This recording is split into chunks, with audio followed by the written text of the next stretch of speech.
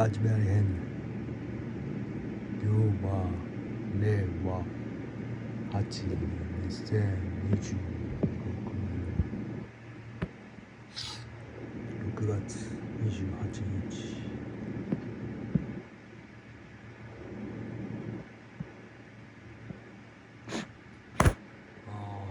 三輪明宏死んだよな。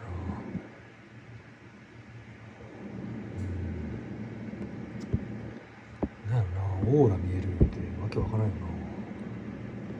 な。オーラ見えるって確か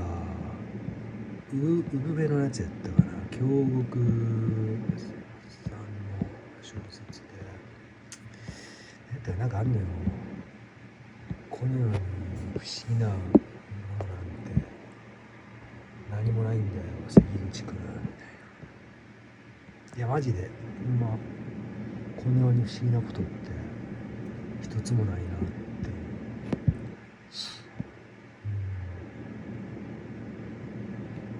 どういうことかっていうと、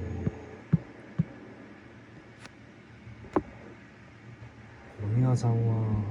オーラが見える世界で生きてたから、俺は見えへんし、あんなもんのオーラなんて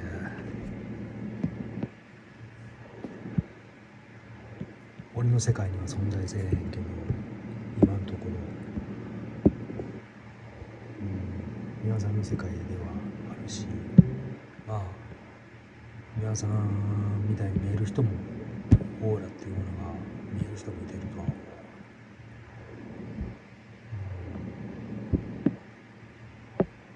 自分も同じように見えるんやったら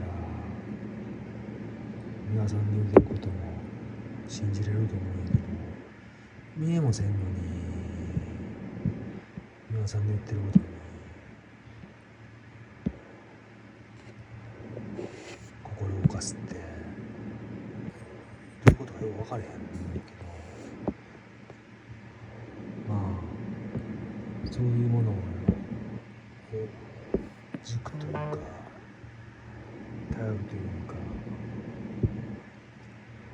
そういう人も必要やから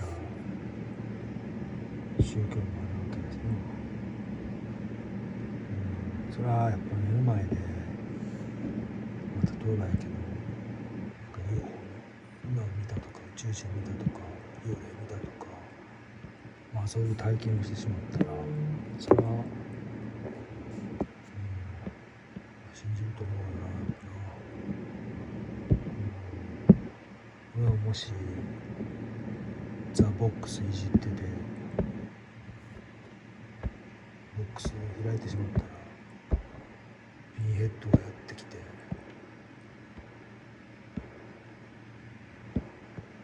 連れ去られるかもわからへんな。そしたら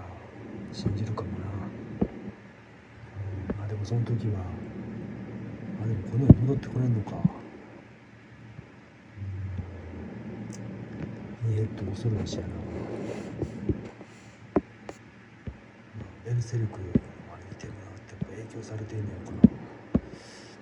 何の話やっけ。もうそろそろ一服してまた、ちょっとまた皆さんあの世でもオーラ見てるんかなってでもええよな。最後はオーラ見えてようが見えまいが命尽きるっていうことやろ。